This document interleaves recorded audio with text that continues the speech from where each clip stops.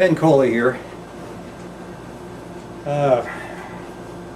Let's see, what do we want to talk about today? Let's think of something. I'd like to talk about the Constitution here because it's just so important, and I want to reinforce the back to basics that the United States needs. And I'm going to do everything in my power as an ordinary citizen, and if I could get a better job, I'm going to do everything in my power to convince the United States government and its people that what we really need is back to basics, and that the basics are in fact the Founding Fathers' Constitution. And we need to have when you're trying to make a change like that, which to the current administration, and if you were to go back several years to the past administrations as they started to morph the country into a more of a 9/11, we're going to protect you format, and we're going to come into your home, and we're going to listen to your telephone, and we're going to go out of our way to protect you, but at the same time we're going to violate your civil rights. You're going to have to I guess terminate some people, are going to end up losing their jobs. I want to just let you know that when you make changes like that and we go back to basics, that some people could in fact lose their jobs.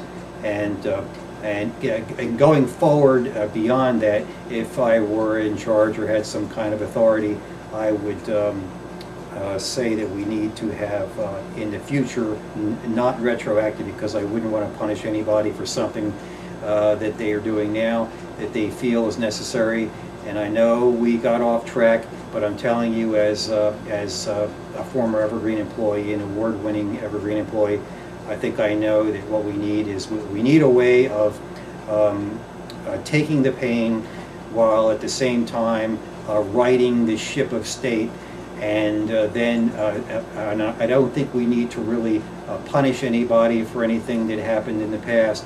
But going forward, I think we need to lay down some new rules that are going to make it a penalty, so that this won't happen again. Now, what I propose is to focus on is the constitutional problems that we have right now, having so many rules, laws, and ordinances on the books already that have been passed that perhaps gave some person a job, or gave them power, or gave them some kind of king-like authority to listen to your telephone calls, or maybe to come into your house and look around, and perhaps that information could be leaked out and used against people in civil divorce cases or anything like that. Because, you know, when the government has the right to come into your house, even though it's for what seems to be a legitimate reason, like we need to see if this guy is a criminal. We're not going to use the word terrorist if we can avoid it. That information could be leaked. Whatever they see in your home could be leaked to an attorney. An attorney might be involved in a divorce case between a husband and a wife getting a divorce. It could be leaked in any kind of a case, and then all of a sudden your private life mysteriously becomes part of a civil lawsuit, and information is disclosed that would not have been legally obtainable if someone didn't have some kind of wrongful authority to invade your privacy. And so what I propose is that we punish people who violate the Constitution. I'm not talking about ordinary citizens so much as I'm talking about government's officials, servants rather. Remember, they're not officials. A judge is an official. He's an official in a lawsuit, and he has to make a decision one way or another. But someone working down at the water company, and you know, they're not. These people are not officials. They're servants. They serve you. Even your congressman is representing you. He's your representative, and must represent you properly. Otherwise, there are penalties for that, for what they call misrepresentation. Let me give you an example. In the private sector, where I worked all my life, if I were representing someone in a real estate transaction and I lied to them, I misrepresented, I could be sued. Now, we had insurance for that. We had a malpractice insurance policy always, and you could be sued for not representing your client properly. Well, the government of the United States, your congressman, I mean, he really doesn't have any insurance. Now, he may have sovereign immunity. Now, sovereign immunity means because he's working for the government, you can't sue him. And just like many of these police cases, you know, if you're in many of the cities in the United States and the city, the police do something bad to you and they get caught, and the reason these lawsuits come through at such a low level are that the city officials, servants rather, have sovereign immunity. You can't sue them. I'll give you another simple example of sort of a twist on that. If you're a fireman and you're on the way to a fire and you're speeding down the road and you slam into a car and you injure 4 or 5 people in a family, and they try to sue you can't sue the city because they have sovereign immunity. And some cities will pay even though they have sovereign immunity, because, say, if you're a taxpayer or whatever, they may make a business decision to pay, but they could claim sovereign immunity. You can't sue the town, or the police. They would say you can't sue the town. We were in good faith. We did what we thought was right. I mean, they always are doing what they think is right, but strangely enough, it always seems like somebody makes a profit out of it. Usually someone who is in league with the servants. But I want to talk about what needs to be done. If years ago they started this thing called the war on drugs. Now, the war on drugs, we all know, was a complete, total disaster. I shouldn't say was. It is a complete and total disaster. It did not stop the flow of drugs into the United States. It did not stop anybody from taking drugs. What it was successful in doing is jailing a lot of people who wanted to put into their body marijuana. And I'm not saying that marijuana is good. I don't smoke marijuana. I tried it. I don't like it. But I don't think that the government's position should be that it's going to say yay or nay on the marijuana issue. I think it's a matter of personal choice, because your body, and we have a recent Supreme Court decision that you can't patent any part of your body, that your body belongs to you. And so whatever you consume in it, that makes you happy. If you smoke marijuana and that makes you happy, then you're pursuing happiness, and under the Constitution that would be legal. Now, the states may have their rules where they don't like it, but I think when put to a constitutional test, at least under my authority, I would lean toward being a little more amenable to allowing people to put substances into their body that aren't DEA approved. After all, if you say it's DEA approved, what you're saying is it's got the U.S. seal of approval on it, and frankly, I don't think that I don't give a damn about that when it comes to people making a decision, as so long as they know what they're doing. Now, for a child, I think a child has no legal right to do something like take a drug or decide to smoke marijuana or decide to start drinking alcohol. We all know that because they're too young to sign a contract, they're too young to even know what they're doing. So obviously the parents and the government need to watch out for the child. But once the child becomes an adult, you have the full protection of an adult U.S. citizen, and I believe at that point you have the right to ingest whatever you want. Now, if you're lied to about what you ingest, let's say you go to the store, and let's say in the future, maybe 10 years from now, everybody is allowed to smoke pot, so maybe 5% of the people smoke marijuana on a recreational basis. I wouldn't. I wouldn't, but let's just say so some people decided to smoke, a percentage of the population decided to smoke it on Saturday night, and maybe it helps them sleep, or maybe they have glaucoma and it helps their eyesight or vision or something. So they take it because it improves quality of their life and it makes them happy. To me, that would be illegal now. I personally feel that any kind of a rule restricting what you can eat or what you can consume in your body is certainly a violation of your rights.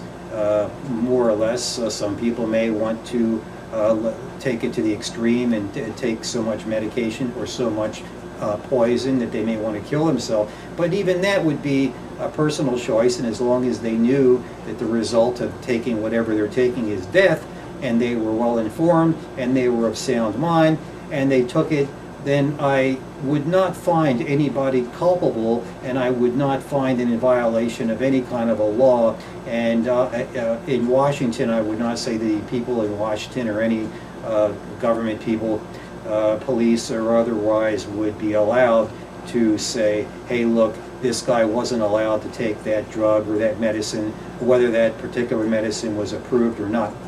There are drugs that some people insist cure cancer, but you can't get them because if you take it, it's not a DEA approved drug, and the doctors can't prescribe it, otherwise he gets in trouble. But the bottom line is, what you put into your body, drug, medicine, alcohol, if you smoke cigarettes, whatever, look, people, that is all constitutional. No one puts something in their mouth that does not give them happiness or make them happy, unless they're not of sound mind. But if they're of sound mind and they're taking a drug or a chemical, and they're of sound mind and they're of legal age, then it's already constitutional. And any law that is in force right now that says you can't smoke marijuana, or you can't take heroin, or you can't smoke opium or whatever, I mean, these are just people saying, oh, I'm jealous because you get to take your pain medicine, or you get to get high, or you get to do whatever, and I don't, or what. You know, if they want to do it, and if they feel like they want to get jealous, just like Obama, he wants to stop a Chinese solar panel from being imported into the United States because he's jealous that the United States can't make a solar panel, and so for less than the Chinese. And he said, well, if we can't make them here, then we're going to make sure that they're not imported. Well, I mean, that's just a plain old bullshit. So I propose that, like the war on drugs, this is going to be a little painful, getting back to basics. Getting back to basics is going to mean getting back to our Constitution and giving the people. This is the most important part. We need to give the people back the rights that they were born with. These are not privileges. We need to stop infringing and making laws against the Constitution, and we need to stop superseding the Constitution by saying we are at war when we really aren't. The United States being declared a war zone under the Patriot Act or under the NDAA. You know, the United States supposedly right now is in a war zone. I mean, that would mean that my little town here in Winter Springs is in a war zone. And I'm looking around and I don't see any war. Nobody is shooting, and I don't feel the need to grab a gun. Well, they stole my gun, so I don't even have any way to really defend myself, my little sidearm. But I don't feel like I'm at any kind of high risk, and if I were, I would just call the police. And if they didn't come, I'd call some of my Navy buddies, and they'd come, trust me, and we would have protection here. So one way or another, I would feel safe, and I would sort of feel sorry if ISIS came to town, because they wouldn't last very long around here. But I'm not in the militia. I'm just a regular American guy. But part of the equation that I was referring to, the part that's going to be painful, is that going forward, and I don't want to go backwards on this because I'm the kind of guy, look, I told you I was an Italian, 100% Roman Italian genes. We tend to love everybody until you prove some kind of reason not to. I mean, I make friends very, very easily. I don't make good friends very easily. Like, you're not going to meet me tomorrow and then 2 days from now be my best friend. It just won't happen. It takes, like my mother said, 10 pounds of salt or 20 pounds of salt between two people before you can really know that person. But you will be an acquaintance, and I do have an ability to make friends very quickly. But I would not say that you're necessarily trustworthy enough to earn my full interest. In any case, we will be friends. And being a yachtsman, I meet other yachtsmen who come from all over the world, and I can tell you, quite honestly, these guys, man, they are the best. They are the creme de la creme, the best of the best. They have sailed there, sometimes very small little sailboats, and sometimes they have big, beautiful yachts. The funny thing is, when you go to the captain's meeting in the morning, and all the captains show up, and then the new guy who just pulled in town from Bermuda, or he just pulled into town from Argentina is there, and he has a completely different kind of boat, and he has stories to tell, and we all listen, and it's just a wonderful thing. I mean, these guys have been all around the world, and they tell stories, and they made friends all around the world, and it's when you tell them that you're a captain as well, and you've sailed around, and I mean, it's just like glue. I mean, we stick together like glue, and the interest between us is just is an automatic attraction, and I just want to say thank you to all of the wonderful captains. I'm talking about the civil captains and military captains who've sailed around the world and come to our captains meetings that we have on Sundays. And I haven't attended lately, but I just want to say that you guys are just the greatest, and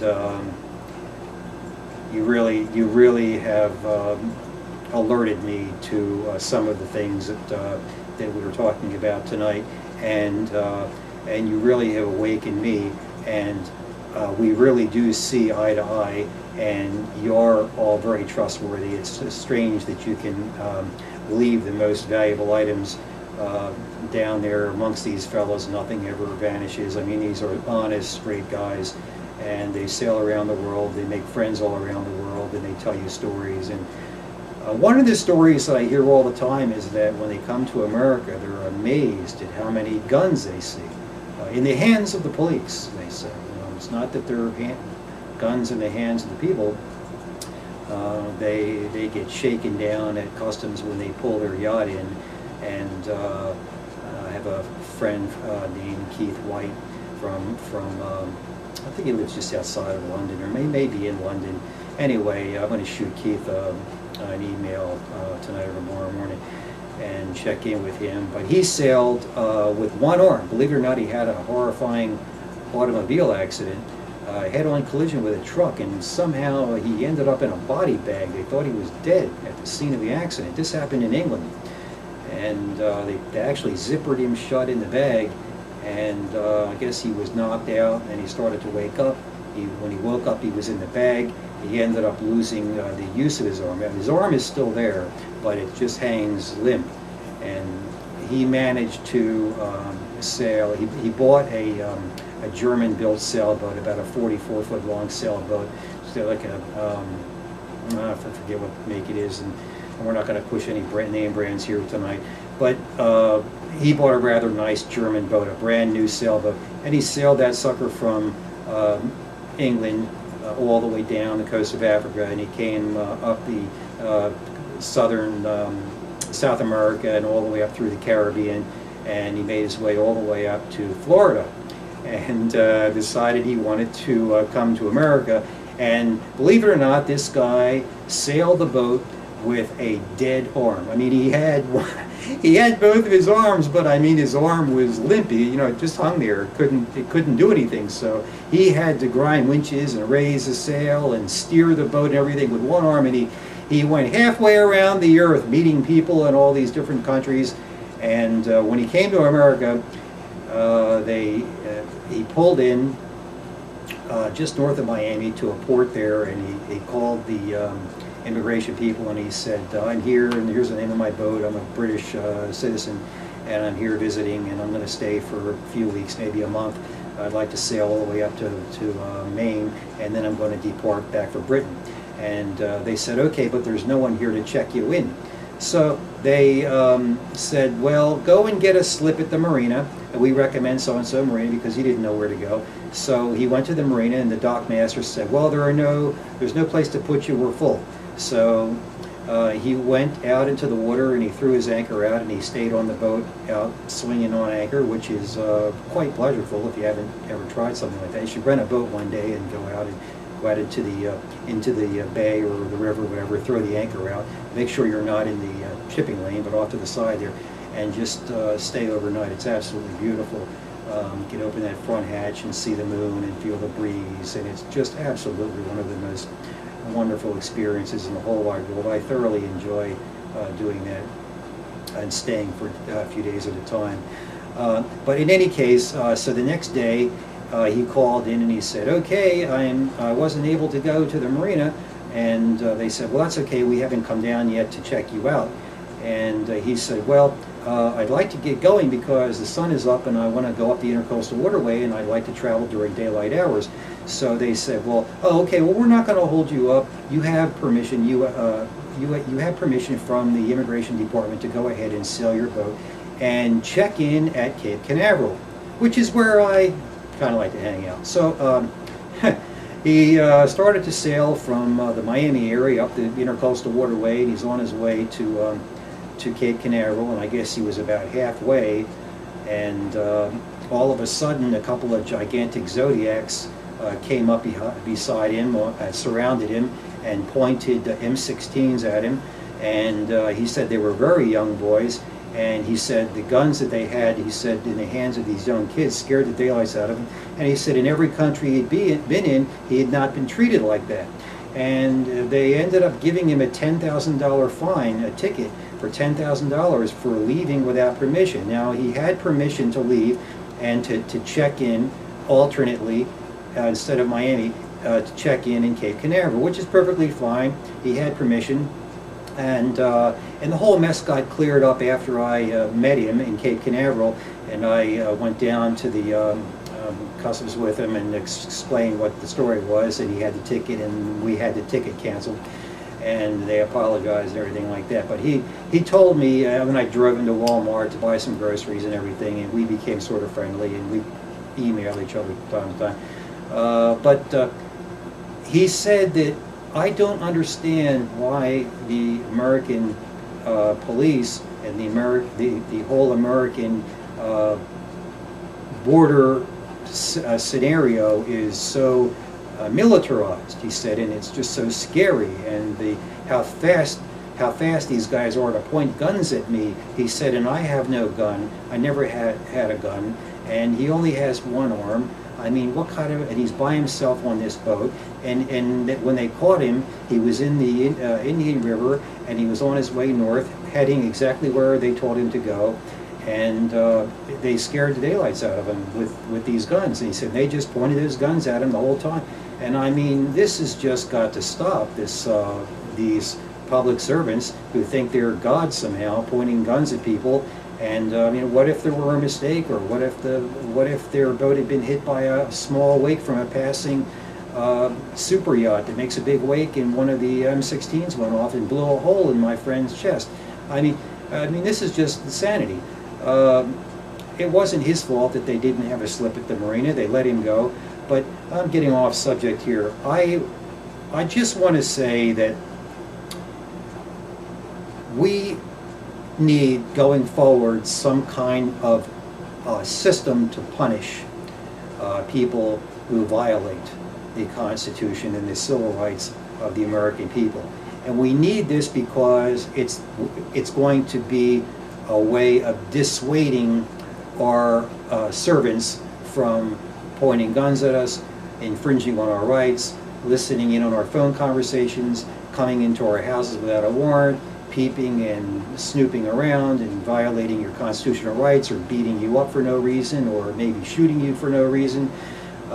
And so I propose that we have a mandatory sentence. In other words, just like they have a mandatory drug sentence, I'm going to free all those people. If I were put in power, I'm going to free the drug offenders, unless they're violent. I mean, violent is one thing, and then, you know, using or consuming or maybe selling small amounts because you're industrious. And by the way, the Constitution says you're allowed to be industrious. That would be legal, and if you, in fact, infringed on someone's rights, then you would be punished, and there would be it would be just like drug court, where it's mandatory, and the judge says, look, I'm sorry, there's nothing I can do. We have mandatory drug sentencing here. I certainly think that violating someone's constitutional rights is a far worse offense than someone who is smoking marijuana, gets caught and ends up in prison, where now then we have to pay the bill to keep this fella incarcerated and put him through educational training, whatever the hell they do, feed the guy and everything else, when he could be out free smoking more marijuana and wrecking up his life, or maybe not wrecking up his life. I know a lot of people who smoke marijuana who run businesses and make lots of money, and they work every day, they show up on time. I don't work directly under anybody like that, but I had my real estate office near someone like that, more than one person like that, and they were very productive and they did very well. And so I don't see where it's dangerous, and furthermore, I don't see where you can separate someone who maybe gets happy smoking opium versus smoking marijuana, where now all of a sudden you're drawing these lines, and then it makes for a whole series of questions, and then the next thing you know, you have a book of 10,000 pages long that says you can smoke this, you can drink that, you can smoke this but not that, or you can smoke a mixture of this and that, and then, you know, who's going to be in charge of all that? It's all bullshit, people. What you put in your own body is your own business, and you know you are what you eat, you are what you smoke. I mean, Ted Turner said it. People who are overweight and fat, I mean, they're overweight and fat because they either something's wrong with them physically, and it could be a thyroid issue, it could be lack of exercise, or it could be simply overeating or eating the wrong foods. But you are what you eat, and you are what you smoke. I guess if you smoke, you're putting yourself at risk of getting a terrible lung cancer, and God, you know, wants to die of lung cancer, for goodness sakes. I mean, I don't smoke cigarettes, never did. I remember back in kindergarten when everybody started smoking. Back in my days, everybody was doing bad things at an early age. It wasn't kindergarten, but maybe around 3rd or 4th grade, everybody in school at lunchtime or at the end of school, somebody would have a cigarette or two that they stole from their parents, and they would pass it around. And I always said no. I tried it one time. I inhaled a cigarette, and I coughed my brains out, and I said, for heaven's sake, who would ever want to get any kind of drive, any pleasure out of that? Now, on the other hand, if it gave me pleasure, I would think that I had a constitutional right to smoke a cigarette. And I do have a constitutional right to smoke a cigarette, but it makes me cough, and now I know that it's bad for my health, and I don't want to do anything bad for my health. At the time, I was seriously bike racing, and I was a contender to go in the Olympics. They were contacting me. I could ride 100 miles faster than anybody else I think in the whole state of New Jersey, and in contests I won all the time. So they groomed me and really wanted to put me in the Olympics. But then I had a girlfriend, and once that happened, I kind of lost my attention and everything else. And then I got a driver's license, and so forget the bike. I mean, who wants to pedal a bike when you have a driver's license? But what I want to do, folks, is, well, it's getting a little warm again. I want to make a plan and tell you what I would do if I were in charge, getting back to basics. The people that are in prison right now for minor drug offenses, namely usage of drugs, and I'm talking any kind of drug, I would, if they're not violent, I would let them go. And moreover, I would erase their record, because I would keep it maybe on their medical MIB, so if they ended up in the hospital or something, that information would be available. But I would take it off of the criminal record, because it's going to stop them from getting a job, and maybe they, obviously when they're in jail, I guess they weren't doing the drugs, or maybe they can get drugs. I hear they can get drugs in jail, but I mean, I don't know. But I want to make some space, because the jails are full. We have more people in jail in the United States than any other country. So, and the reason for that is the people's rights are being violated. And I'm all about the people. I mean, I want the people to get a fair and square shake from the government servants. And I don't want their civil rights to be trampled. And if their civil rights aren't trampled, you'd have way less people in prison. So once we let these relieve the pressure on the prison population, we'll have more room in the prison to put the public servants who violate people's constitutional rights. Now, in 90 days, I wouldn't let it take more than 90 days. I would have every single law in the United States reviewed for constitutionality, and every area would have a zone, and you'd have a board set up, and of attorneys, constitutional attorneys, and anything that smelled like it was unconstitutional, even if it was a borderline case, I would order them to review the case in a manner that if it looked like it might infringe on personal rights or infringe on the Constitution, that it would be thrown out. They'd have to come back and revisit the issue later. And anything that was a violation of the constitutional rights, civil rights of the people, with a twist toward leaning toward leniency for the people versus for a tyrannical police state government, I would say those laws have to be thrown out. Now, I wouldn't punish anything. I wouldn't punish any person who had a past transgression, because we're going to start a whole new day and a whole new way of doing things. But going forward, once you all know the rules, if the way it's going to work is the Constitution shall come first, and if you work for the government in any capacity and you violate someone's constitutional rights, you are going to be sentenced to a mandatory jail term, just the same as a pot smoker, a mandatory drug sentencing today. You're going to have mandatory civil rights violations, jail terms.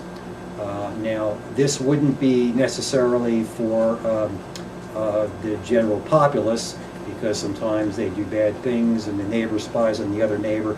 I'm talking about the government. People who are working for the government must know what the Constitution says, and they must go to a 20-hour class, just like I have to every year to maintain my licenses, and they have to take Constitution 101. And if you don't take Constitution 101, you cannot work in any position for the government. You cannot receive a paycheck from any government entity or taxpayer. In other words, if the money comes from the taxpayers, you must know what the Constitution says. Now, citizens don't have to go through this, but if you get paid by the government, and that includes anyone who gets paid by the government, has to take Constitution class, and if you violate someone's civil rights, namely you violate their constitutional rights, there shall be mandatory jail term. And I'm talking it's going to be serious, like from 1 year to 10 years, mandatory if you break into someone's house without a warrant. Moreover, in order to catch these criminals who are breaching our Constitution, we are going to reward the whistleblowers with fees of up to $1 million for serious infractions of the Constitution. Secrets, in other words, if we have groups of government officials, servants that are working together as some kind of a RICO violation, racketeering violation, which is what I would call it if they're working together to somehow violate civil rights. And then someone blows the whistle on those people, and the FBI shall investigate, and the person who provides that information will get a reward of up to $1 million. And that's how serious this is going to be. And then the people who committed the crime will go to jail, minimum a year and a maximum of 10 years in prison. So instead of being in jail for drugs, they're going to be in jail for civil rights violations. And that goes even for the police. The police beat the daylights out of somebody, and they didn't have to. They're going to be subject to not only losing their job, but they're going to be subject to the mandatory drug sentencing, or the mandatory constitutionality sentencing. I call it the drug sentence because it's going to work the same way, where there isn't going to be any way out of it. They're not going to say, this is my first, so let me go.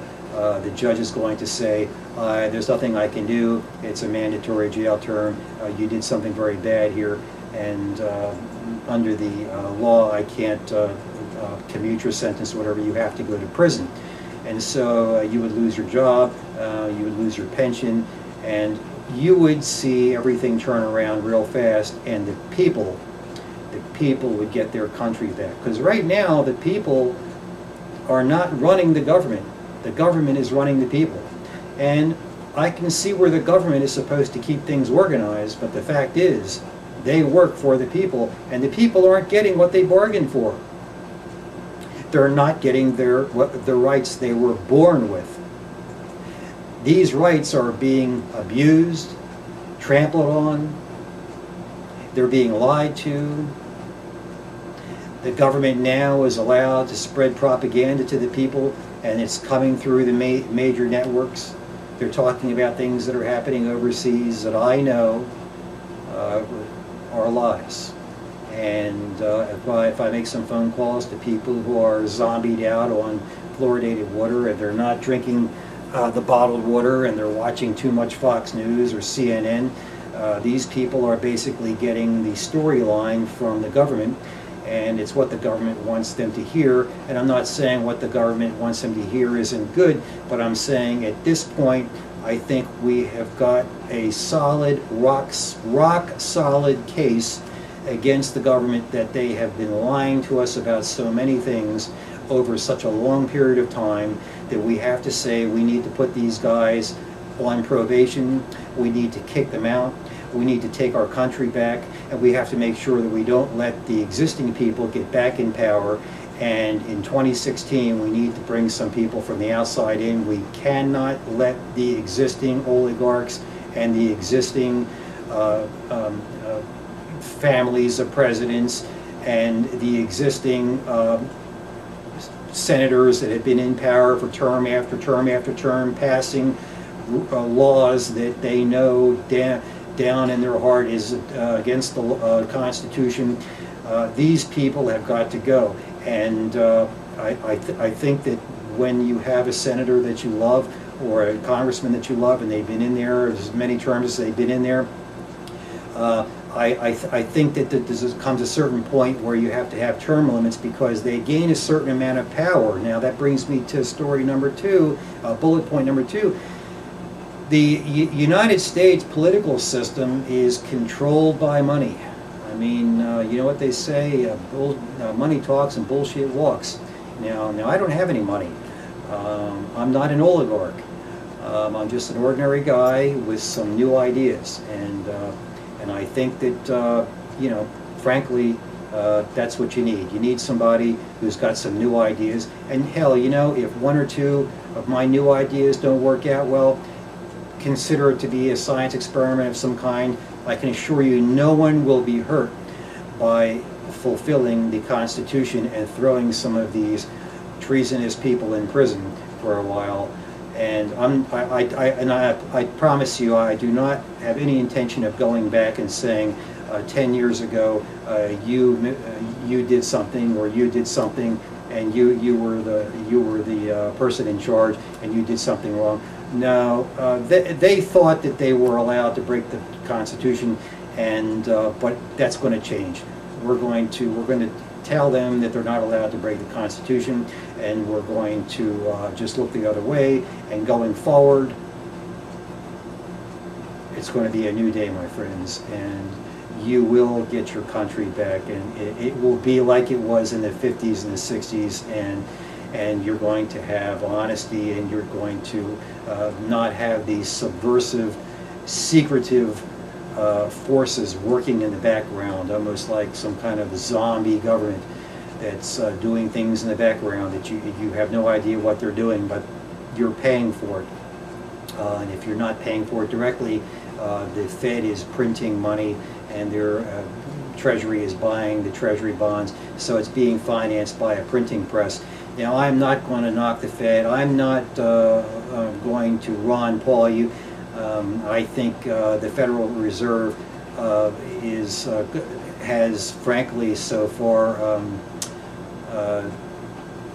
served its purpose. I mean, we have been able to gain a leg up against the competition, say, around the world in lifestyle, or in general, the American has lived a better lifestyle than he would ordinarily have been able to live if we weren't able to have the Fed the way we do it. But I want to remind you that the Fed is not owned by any part of the government. It's an independent corporation. It's really not any different than if my wife, who used to own a printing company, I mean, if they gave the franchise to her, she could have printed the $100 bills down at her office, and then we could have bought the Treasury bill. The Treasury could have, we could have lent the money to the U.S. government instead of the Fed lending the money to the U.S. government. It could have been us lending the money to the government, and then the government could have paid us interest. Imagine printing money, and then they would have to pay you interest on this counterfeit money. I mean, you print it.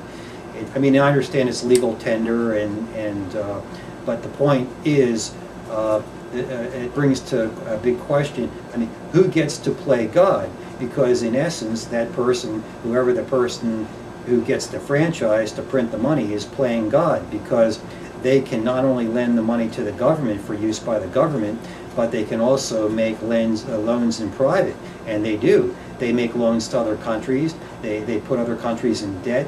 They make loans to businesses, and they make loans to friends that they like, family or whatever. So it creates a tremendous unfairness. Almost it's a monopoly of sorts. And so I think the Fed needs to be able to print money, but I think it should be under the control of the government, because I don't think that there should be a private organization who, incidentally, the shareholders are a secret. Do you know, we don't even know who owns the damn thing.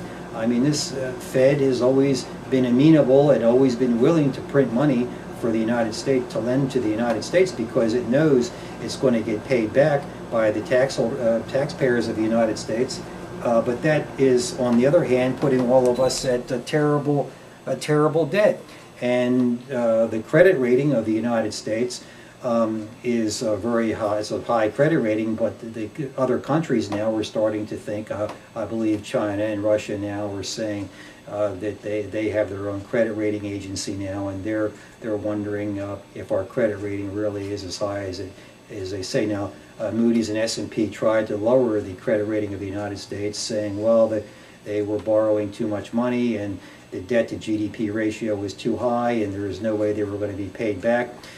So, I mean, the Fed did lower the interest rates to make it easier for us to pay back, but the reason that the debt went up so high is because the IRS is collecting less money, and they're collecting less money because the economy slowed down. The 2008 bubble hit. Many people went out of business. I had to close my real estate office. My wife had to close her printing company because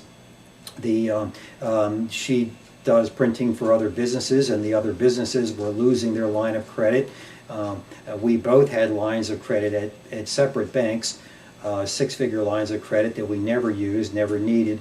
And when the day came, I guess it was around 07 or 08, or 09 maybe, we tried to use those lines of credit, and the bank told her that they didn't have any money.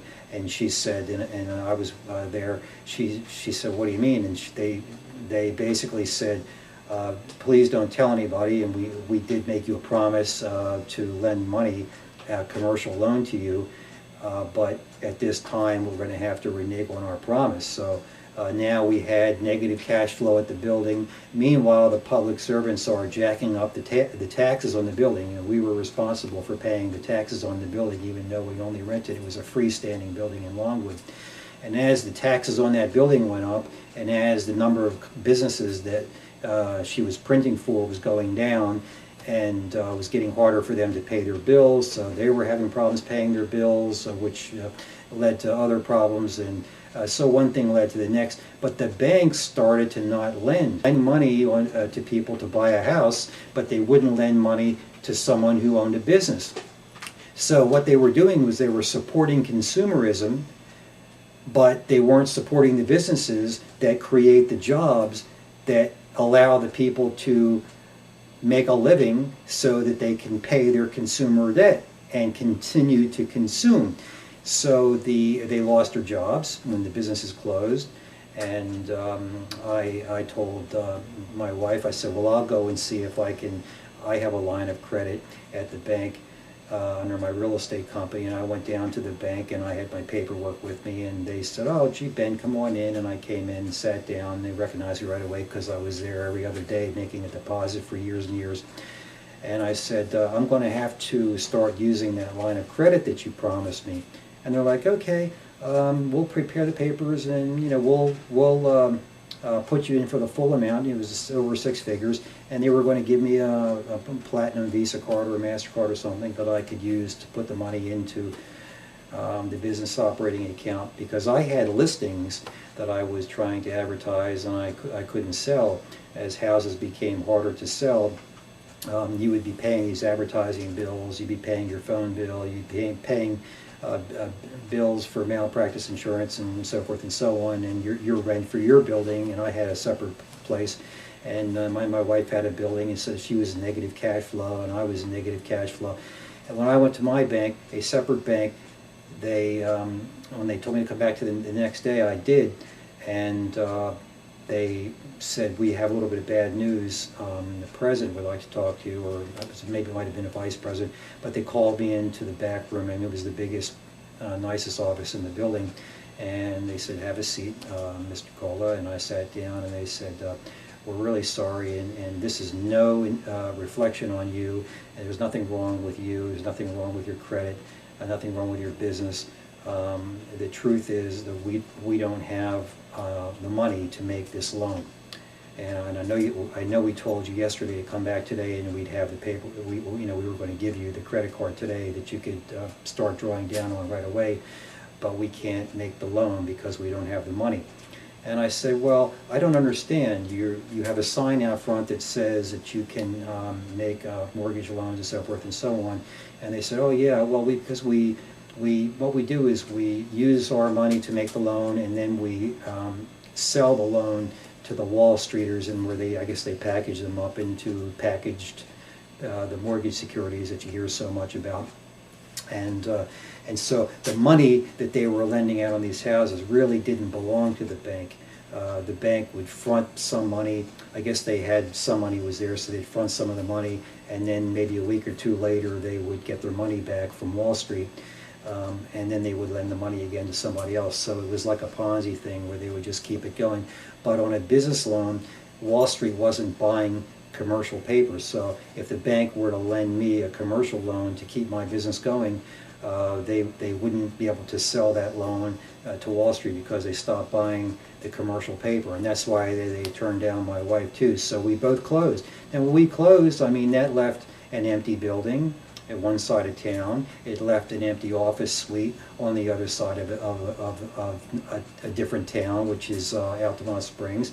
And so those listings I had to break off from being the broker, because I just couldn't service those listings anymore. So those houses, for the most part, didn't sell. Some of them were foreclosed on. I mean, just a sad story, and it basically was like a set of dominoes that fell. And now I propose, as part of not only making sure that we don't have any kind of future problems, we have to realize that we right now we are where we are, and we know how we got here at this point, and we don't want to make the same mistakes again. It was kind of like an experiment, I guess, in a way. And if you talk to any scientist, like my father even, who tried electronic things, and he would say, oh, well, that didn't work, and then he would say, I wasted a whole week trying to do something and it didn't work. And that was not considered to be wasted time. When you do an experiment and it doesn't work, then you've actually taken a step in the right direction, because now you know that doesn't work, so now you try something else. I mean, you have to eliminate what doesn't work to get to what does work. And in Evergreen, where I used to work, and I got the back to basics idea, they used to say, well, every time someone says no to you when you ask them to buy your product, when you're trying to make a sales presentation, every time you get a no, then you're one step closer to a yes. So it's basically like that. I propose that I did some research and I found that the Small Business Administration is smaller now than it used to be. Now, way back in the 70s, when I first opened, and my teacher Clarence Stevenson mentored me, didn't front me any money or anything. He just told me, you know, how I could sell a policy, because the insurance companies, I told you this story in my first episode, I didn't want to hire anybody, but he told me how to sell a policy if you couldn't get a job at an insurance company, and be an independent insurance agent anyway. And so that's how I started. And I asked for a small business loan, but I needed the small business loan, but I didn't have to have it. So I started out very, very small, and I applied for the Small Business Administration loan. And it took months and months and months, and I got approved. Believe it or not, I got approved. It was about a $16,000 loan at 1% interest. And this is back in the 70s, when an FHA loan was up in the teens. I mean, I think it even went as high as 17% plus 6 points up front to get the money. That's like putting more money as a down payment, but you never get the money back.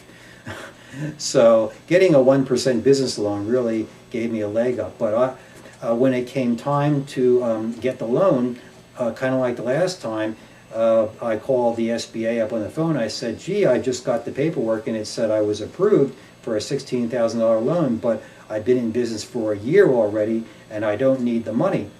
But I do want to take the loan, because in the event that I want to use it, what I'll do is I'll put it in the bank, or I'll invest it, and then if I do need it, or I want to increase the size of my advertising, or hire a secretary, or whatever I may decide to do that, I may need to buy some equipment or whatever, expand my business, I'll do that. So the SBA said, well, that's fine, you can do whatever you want with it, but we don't have any money. I said, well, how can you send me a letter in the mail saying that you're going to give me a $16,000 loan at 1% and you don't have any money? I mean, you're lying like the bank lied to me in 2008. But of course, 2008 hadn't come yet. I didn't know that they were going to keep doing that. But back in the early 70s, they kind of did the same thing. They made a promise they were going to make a loan, and then they didn't come through. They said, well, what happens is, the way this works is, you're approved. What that means is you know you're going to get the money. It's just a matter of, we have to wait until the Congress makes the next dispersion of money. I guess they have tranches, and when the next tranche is issued to the SBA will call you, and then we'll hold a settlement, and the disbursement will be made. And then at that point, you'll come down to the SBA office, and we'll give you the $16,000, and then you can use it however you want.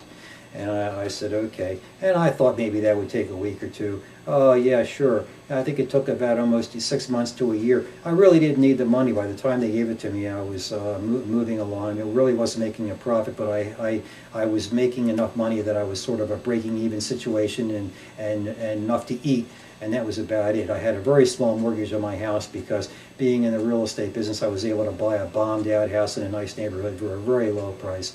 I mean, I had a ridiculously low mortgage price, and I got a fantastic deal on my home, and was able to pay it off quickly because of that. So I was fortunate that I was able to live cheap and live in a nice neighborhood and start my own business. And whenever I had a question, I could call my mentor Clarence. And I strongly believe in fostering some sort of a mentor system in the United States.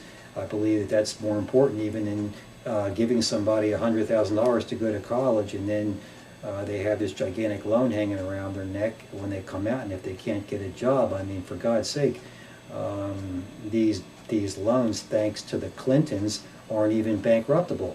I mean, look, if you go bankrupt and you can't pay your loan, why can't you bankrupt a student loan the same as you bankrupt any other debt? Well, thanks to the Clintons, you may want to remember that. Thanks to the Clintons, you can't bankrupt your student loan. I propose that all debts be bankruptable. The student loans, if I were in charge, would be bankruptable in an ordinary bankruptcy.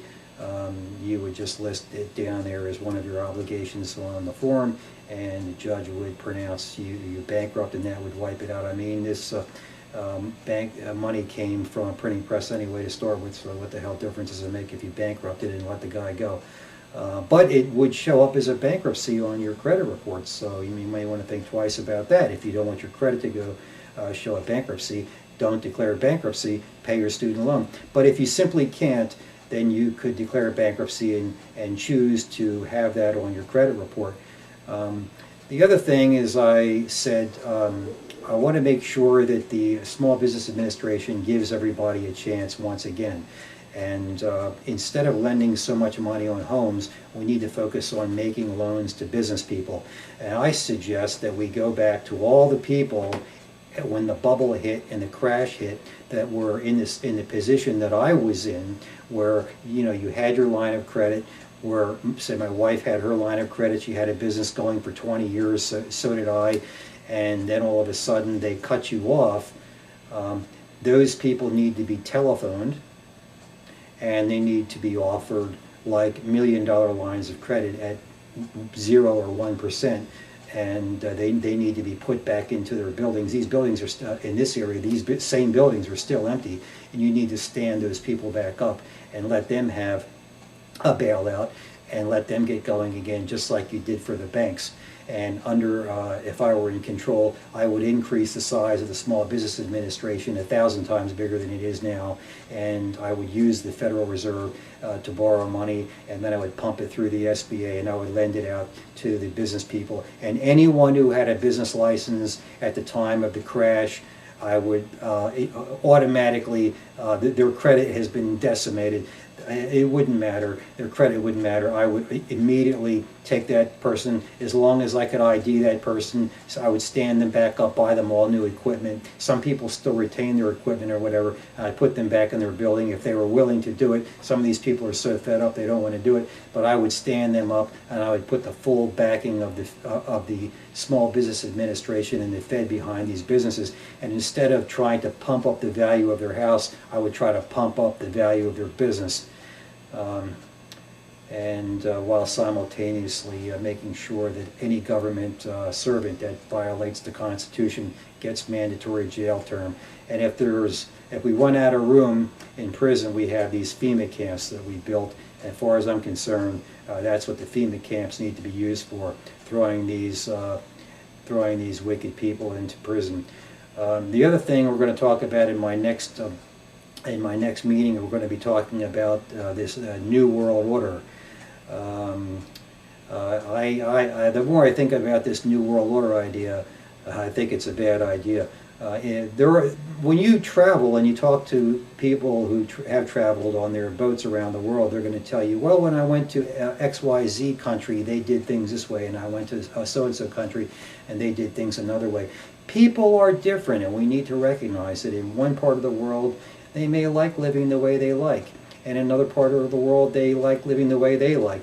But I think we need to have a certain set of inalienable human rights that we follow, and maybe a New World Order sort of along the lines of maybe giving everybody the equivalent of the U.S. Constitution, but we can't just say there aren't going to be differences between people. There are always going to be differences between people who have great distances between them. And we should welcome that. We shouldn't say, hey, you're different, and we're going to show you what it's like to be an American, so we're going to point an M16 at your head, and you're going to learn real fast how to be an American, or else, or we're going to drop a laser-guided bomb on you.